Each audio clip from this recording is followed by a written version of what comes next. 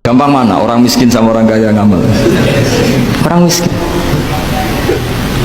Terus kedua hebatnya orang miskin itu kalau ngamal itu dramatis. Betul, betul. Jadi makanya kenapa Nabi suka orang miskin. Loh, saya pernah ditanya, saya ini punya teman yang kaya raya. Dia biasa ngamal 1 miliar, 2 miliar. Dia nggak terima sama fatwa saya, Gus kenapa Anda masih muji orang miskin? Ngamalnya tuh banyak saya sekali ngamal bisa 1 miliar, setengah miliar. Tapi kata saya, ngamal kamu itu udah dramatis, nggak seru kata saya. Terus dia tanya, kok bisa Gus? Dia orang kaya, paling ngamal 1 miliar untuk bangun masjid, 1 miliar, setengah miliar bangun pondok, setengah miliar. Tapi kalau orang miskin, misalnya tukang beca, orang miskin kan pasti kawannya orang miskin. Kan nggak mungkin orang miskin utang Abu Rizal Bakri, utang Yusuf Kala, kan nggak mungkin. Kenal saja enggak. Orang miskin kan utangnya sesama orang miskin. Itu pasti itu kan hukum sosial ya. Nah ternyata itu hari itu anaknya enggak makan, hari itu istrinya mau kelahiran. Utang sesama miskin, diutangi 50.000. Tapi uang ini dramatis, kalau hari itu nggak makan mati.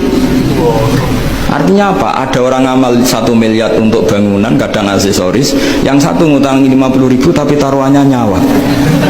Nah sekarang menyelamatkan nyawa sama bangunan tren mana? Maka berbahagialah orang miskin, karena komunitas mereka ini utang piutang urusan apa? Jadi ini lebih dramatis ya, lebih dramatis, lebih keren. Loh, makanya utang piutang orang miskin itu paling diabadikan Quran karena lebih keren, lebih keren. Karena nyawa apa? Loh, saya ini kan termasuk kecelok sudah kiai agak keren, sudah kiai agak mapan. Itu kalau orang-orang kaya nawarin saya paling Gus nggak ganti mobil, nggak ganti aksesoris mobil itu nggak keren.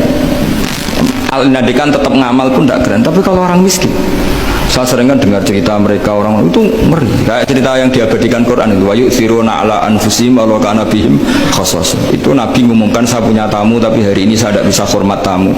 Ada sahabat yang usul saya, ya Rasulullah, perlu dicatat dulu di Arab tuh nggak ada warung, nggak ada GoFood, nggak bisa kamu pesen online terus, mana nanti delivery gitu nggak bisa.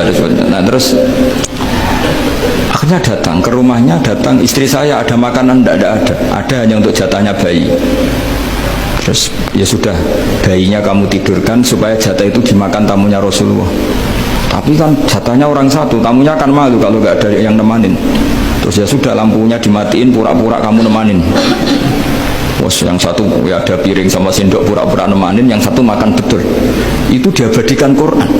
Karena apa? Dramatis gitu. Sehingga pagi-pagi dia datang ke Nabi, kamu punya amal apa? Sehingga tadi malam ada ayat wa yu'thiruna ala anfusihim walau kana bihim khassasah. Mereka mengalahkan kepentingan dirinya sendiri meskipun punya kepentingan sendiri demi tamu tadi. Terus cerita dia, kita tamu tadi malam ya Rasulullah, yang saya sanggup menghormat, sebenarnya saya tidak punya apa-apa, hanya jatah bayi. Itu aja dramatis, bayinya ditidurin dulu, tapi tidak disuntik ganja, tidak ditidurin. Ditidurin biasa nanti kan, ditidurin biasa. Terus suami saya pura-pura nemani, lampu dimatikan. Nah, mungkin tamunya saking laparnya gak penting mikir itu, yang penting makan aja. Jadi maka sebetulnya orang-orang miskin itu tidak usah hiru, wah itu orang kaya bisa ngamal masjid 1 miliar, 2 miliar. Tetap ngamalnya ini sesuatu yang tidak mendesak.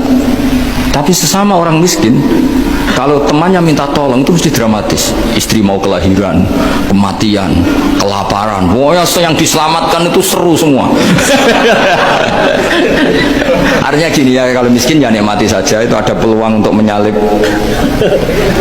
pahalanya orang-orang. Tapi yang kaya ya tetap kaya. Kalau semuanya miskin, nanti yang miskin kerja di mana kalau semuanya miskin?